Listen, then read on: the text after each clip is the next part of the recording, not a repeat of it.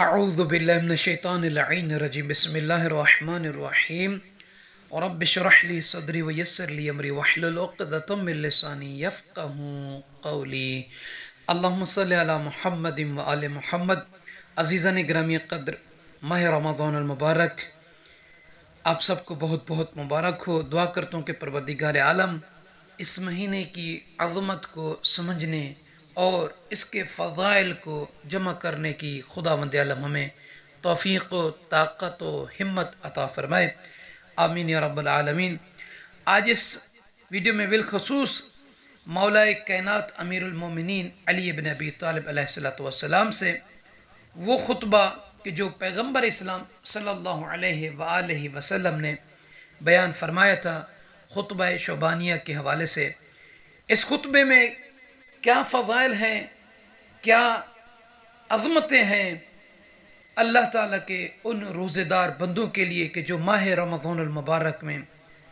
روزہ رکھیں گے یا روزہ رکھتے ہیں۔ تو امام رضا فرزند باب الحوائج موسیٰ بن جعفر علیہ السلام سے یہ روایت ہے، ان الرضا عن آبائه عن علی علیہ السلام قال ان رسول اللہ صلی اللہ علیہ وآلہ خطبنا ذات یوم فقال ایہا الناس انہو قد اقبل الیکم شہر اللہ بالبرکت والرحمت والمغفرت،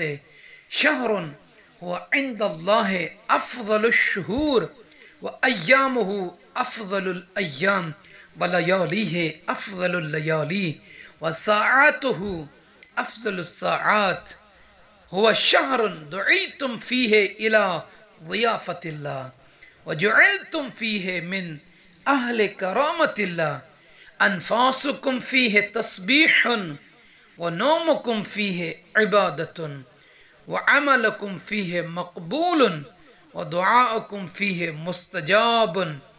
فاسألوا الله ربكم بنيات صادقة وقلوب طاہرة ان يوفقكم لصيامه وتلاوة كتابه فإن الشقي من حرم غفران الله في هذا الشهر العظيم، واذكروا بجوعكم وعطشكم فيه جوع يوم القيامة وعطشه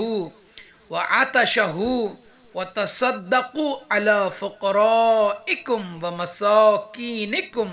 ووقروا كباركم وارحموا صغاركم وصلوا أرحامكم واحفظوا ألسنتكم غضوا عما لا يحل النظر إليه أبصاركم وعما لا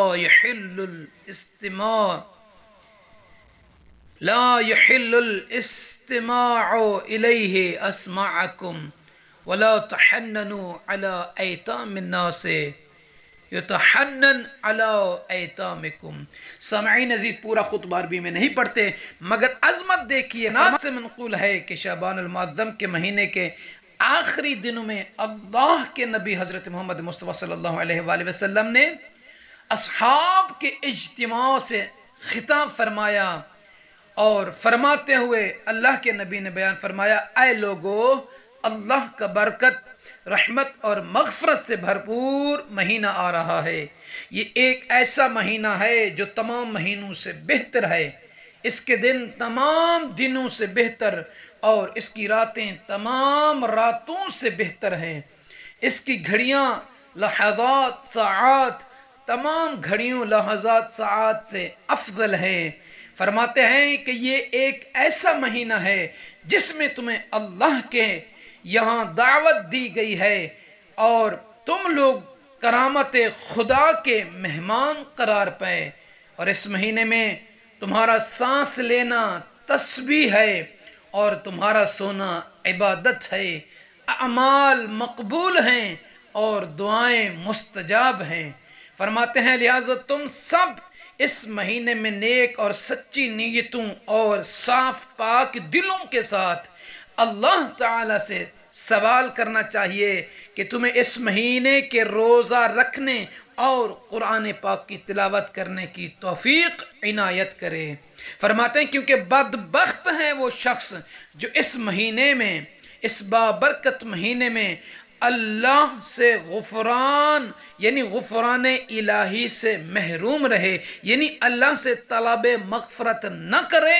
وہ بدبخت ہوگا۔ فرماتے ہیں کہ اس مہینے میں روزے کی وجہ سے جو تمہیں پیاس اور بھوک لگتی ہے، اس سے قیامت کے دن کی پیاس اور بھوک کو یاد کرو۔ غریب اور تنگ دست لوگوں کو صدقہ دو، بزرگوں کا احترام کرو، چھوٹوں پر رحم کرو اور رشتہ داروں سے صلہ رحم کرو۔ اپنی زبانوں کو ہر قسم کی برائی سے بچاؤ اور اپنی نگاہوں کو ان چیزوں کی طرف دیکھنے سے بچاؤ جنہیں دیکھنا جائز نہیں یعنی حرام ہے، اور اپنے کانوں کو ایسی آوازوں سے بچاؤ کہ جنہیں سننا حرام ہے، اور لوگوں کے یتیم بچوں سے ہمدردی اور مہربانی کا برتاؤ کرو جس طرح تم اپنے یتیموں کے لیے مہربانی چاہتے ہو۔ اور فرماتے ہیں اپنے گناہوں سے اللہ کی بارگاہ میں توبہ کرو اور اوقات نماز میں اپنے ہاتھوں کو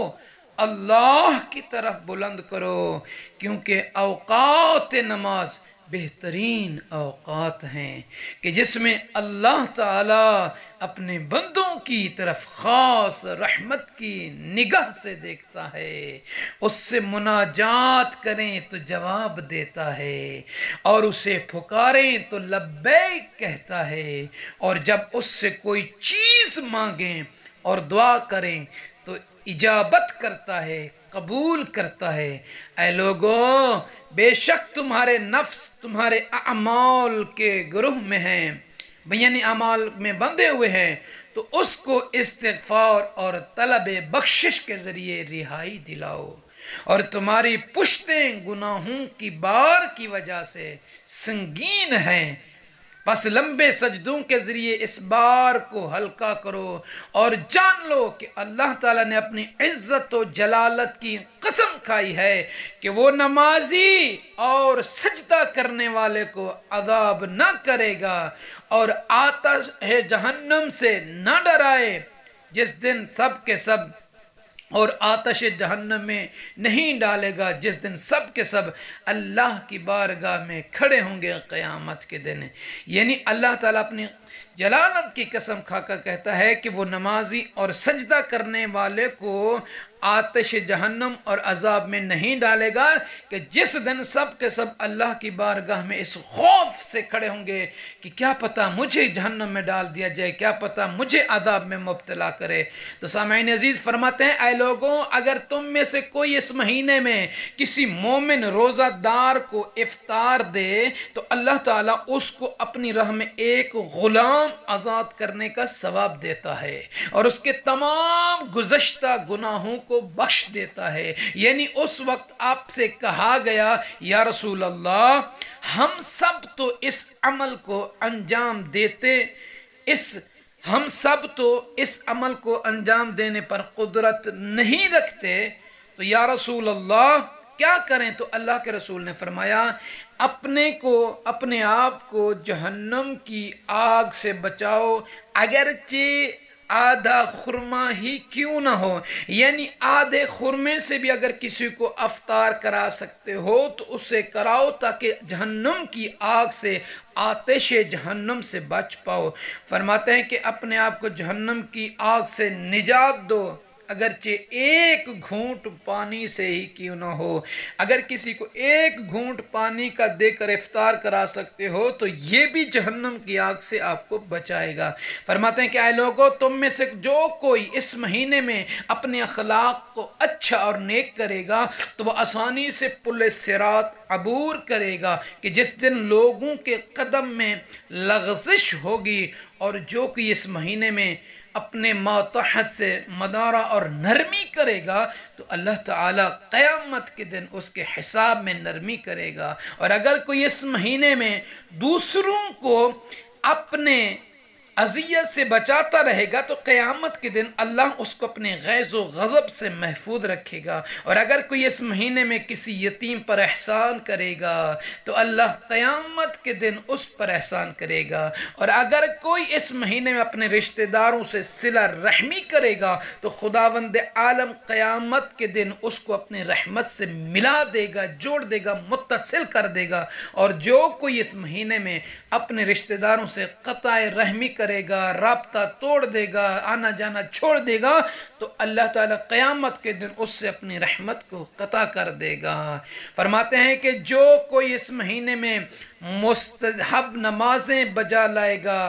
یعنی نوافل نمازیں پڑھے گا تو اللہ تعالیٰ اس کو جہنم سے نجات دے گا. اور جو کوئی اس مہینے میں ایک واجب نماز پڑھے گا تو اللہ اس کے لیے دوسرے مہینوں میں سے 70 نمازیں پڑھنے کا ثواب دے گا. اور جو کوئی اس مہینے میں